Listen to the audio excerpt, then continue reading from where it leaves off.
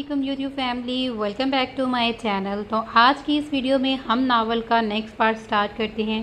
Video को start करने से पहले चैनल को सब्सक्राइब कर दें और वीडियो को लाइक कर दें।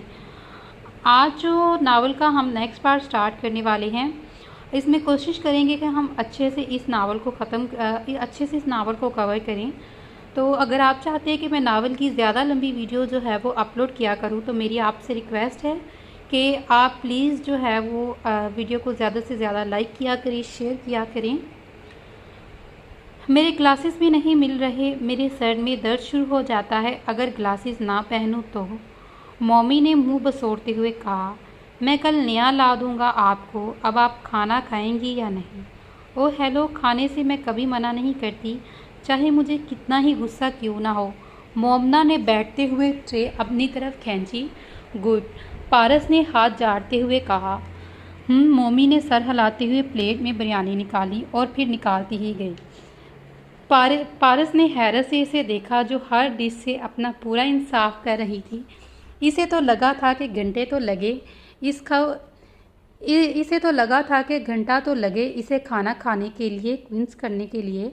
वो तो ऐसे खा रही थी जैसे 2 दिन की भूखी हो। क्या अपने बाप के घर से खा रही हो? तुम्हारी जेब से नहीं, जो नज़र मेरे खाने पर रखी हुई है। मोमना ने पानी का गिलास मुंह से लगाते हुए कहा। पारस हल्का सा मुस्कुराया। बिल्कुल, पारस कहकर उठा। आप खाना खाएं, मैं अभी आता हूँ। पारस कहकर दरवाजे की तरफ बढ़ा। मोमना ने इसकी पुश्त को तेजी से घूरा। नाकू चने ना चबाओ तुम मोमना, चौधरी नाम नहीं मेरा। मोमना ने खीर का चम्मच मुंह में डालते हुए कुछ सोचा। पारस जैसे ही नीचे आया, सबको अपनी तरफ मुतवज्जो पाया। आओ, तुम्हारा ही इंतज़ार कर रहे थे हम लोग। मलिक सफदर ने इसे देखकर कहा। ये रहे तलाक के कागजात, साइन करो इन पर। मलिक सफदर ने पेपर्स इसके सामने करते हुए कहा।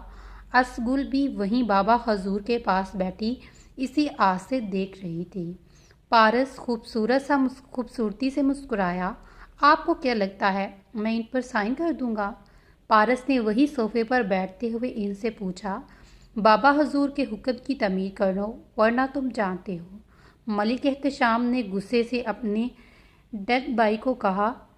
पारस ने पेपर्स पकड़े और सबके चेहरों पर इत्मीनान सा झलका था। पारस ने एक नज़र पेपर्स पर और फिर एक मुस्कुराती हुई नज़र आसगुल और बाबा हजूर को देखा।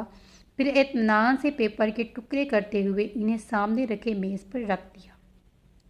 बाबा हजूर ने गुस्से से इसे पुकारा। पारस। बाकी सब भी इसे गुस्से से देख रहे थे। ना ही निकाह मैं आपसे पूछकर किया था और ना ही तलाक आपसे कहने पर दूंगा। पारस, तुम जानते हो ना मेरे हुक्म से रद्दगर्नी करने वाले की क्या सज़ा होती है? बाबा हजूर ने सोफे से खड़े होते हुए ठंडे अंदाज में कहा और इसे भावर करवाया था। जी बिल्कुल जानता हूँ, आप कत्ल करवा देते हैं। पारस ने खड़े होते ही पॉकेट में हाथ डालते हुए लापरवाही से कहा। मलिक एहतशाम ने बेबसी से अपने बेटे को देखा। जो एक बार फैसला कर ले तो फिर कौन है जो इसके फैसले से इसे हटा सके? जो अपने अटल इरादों में अपने बाबा हजूर पर ही गया था। तुम्हें इसकी सज़ा मिलेगी, मंग होते हुए किसी दूसरी लड़की से निकाह करने की। फौजिया बेगम ने नाक के नत्थे फैलाते हुए गुस्से से कहा। तुम चुप रहो फौजिया बहू, हम बात कर रहे हैं ना। बाबा हजूर ने अपनी मंझली बहू को टोकते हुए कहा। पारस। आसगुल ने इसे पलटे देकर बेसाख्ता पुकारा। वो रुका ज़रूर था लेकिन पलटा नहीं। आसगुल इसके सामने आई। पारस ने इसे एक नज़र देखा। हवेली में क्या आसपास के सब गांव में इसके हुस्न के आगे कोई टिक नहीं पाया था। वो थी ही इंतहाई खूबसूरत, जो इसे एक बार देखता वो फिर कुछ और देखने की तमन्ना ही ना करता। वो किसी को भी अपने आगे कुछ नहीं समझती थी, लेकिन इसकी एक गलती ने पारस को इससे जुदा कर दिया। पारस बिना इसकी सुने अपने कमरे की तरफ चला गया। पीछे वो आंसू लिए आंखों से इसे तकती रही। पारस जैसे ही कमरे में आया तो चौंक कर रुका। मम्मी कमरे में नहीं थी। पारस इन्हीं उल्टे कदमों से बाहर की तरफ भागा। पारस ने परेशानी से सब जगह देखा, लेकिन मम्मी कहीं नहीं दिखी। पारस बाहर जाने ही वाला था जब किचन से आते खटपट की आवाज़ पर चौंका। फिर वो तेज़ी से किचन की तरफ बढ़ा। मौमी किचन में खड़ी सब बर्तनों को नीचे गिराने अपने लिए चाय बनाने में मसरूफ़ थी। मोमना, पारस ने इसे पुकारा जब वो एकदम पीछे पलटी और साथ ही रखी देचकी की कतार नीचे गिर चुकी थी। उफ! देचकियों की आवाज़ पर पारस ने कानों पर हाथ रखा। मोमना दोबारा चाय की तरफ मुतवज्जा हुई। पारस ने किचन की हालत अफसोस से देखते हुए सर झटका। आप मुझे बता देती, मैं चाय बनवा देता। पारस ने इसके हाथ से फ्राई पैन पकड़ते हुए कहा। मोमना जवाबन खामोश रही। पारस ने काली पतीली से चाय को खैरियत से देखते हुए कप में डाली। ये लें, पारस ने कप इसकी तरफ भरते हुए कहा था, जिसने अपना एटीट्यूड दिखाते हुए कप मुंह से लगाया था, लेकिन अगले ही पल चाय मुंह से निकलकर सामने खड़े पारस की शर्ट को दागदार कर गई। उफ! इतनी कड़वी! मोमना ने होठों पर हाथ रखते हुए कहा, लेकिन अगले ही पल चौंकी। पारस की शर्ट का सत्यानाश कर चुकी थी। वो पारस की रानी से कभी अपनी शर्ट को तो कभी मोमना के मुंह को देखता। सॉरी, मोमना सिर्फ यही कह सकी, लेकिन वो शर्मिंदा कहीं से भी नजर नहीं आ रही थी। इट्स ओके, पारस कहकर तेजी से किचन से निकलकर अपने कमरे की तरफ भागा। पीछे मोमना अपनी खुरकत पर खिलखिलाकर रह गई। बड़ा आया, सुबह बात करवाऊंगा। मोमना ने चाय का घूंट लेते हुए इसकी नकल उतारी। पारस ने कमरे में आकर सबसे पहले शावर लिया और फिर शर्ट बदलकर बाहर आया। तब तक मोमना भी बेड पर बैठी पाँव हिला रही थी। मोमना ने हैरत से इसे देखा, जिसने आधे घंटे पहले शावर लिया था। फिर से शावर लिया। वाइट टी शर्ट और ब्लैक ट्राउज़र जेन तक किए आईने के सामने खड़ा बाल संवार रहा था। तुम कहाँ सोओगे? मोमना ने पैर जलाते हुए इससे पूछा। स्टडी रूम में, पारस ने कहते ही कमरे में बने हुए रूम की तरफ बढ़ा था। पीछे मोमना बीच तब खाकर ही रह गई। वो तो सोचे बैठी थी वो इसे खूब तंग करेगी, लेकिन हाय रे इसकी किस्मत। छोड़ूंगा नहीं मैं इसे। ख़याम ने कमरे में इधर उधर चक्कर लगाते हुए कहा। फौजिया से कहा, जो खुद परेशान सी बैठी थी। तुम्हें मैंने कई दफ़ा कहा था कि इसने किडनैप करो, इससे निकाह कर लो, लेकिन तुमने मेरी एक न सुनी, बस इधर उधर मुंह ही मारते रहे। फौजिया बेगम ने अफसोस से कहा। आप परेशान ना हो, मेरी बहन की शादी सिर्फ पारस से ही होगी, चाहे इसके लिए मुझे किसी भी हद से क्यों ना गुजरना पड़े। ख़याम ने सोफे पर बैठे टांगों पर टांगे रखते कुछ सोचते हुए कहा। आजकल कितनी दुखी है कल से, मुझे तो इसे देख देख कर होल उठ रहे हैं। आप इसे कहीं परेशान ना हो, पारस सिर्फ इसी का है। चलिए, नाश्ते पर सब इंतज़ार कर रहे होंगे हमारा। ख़याम ने उठते ही फौजिया बेगम को भी उठने का इशारा किया।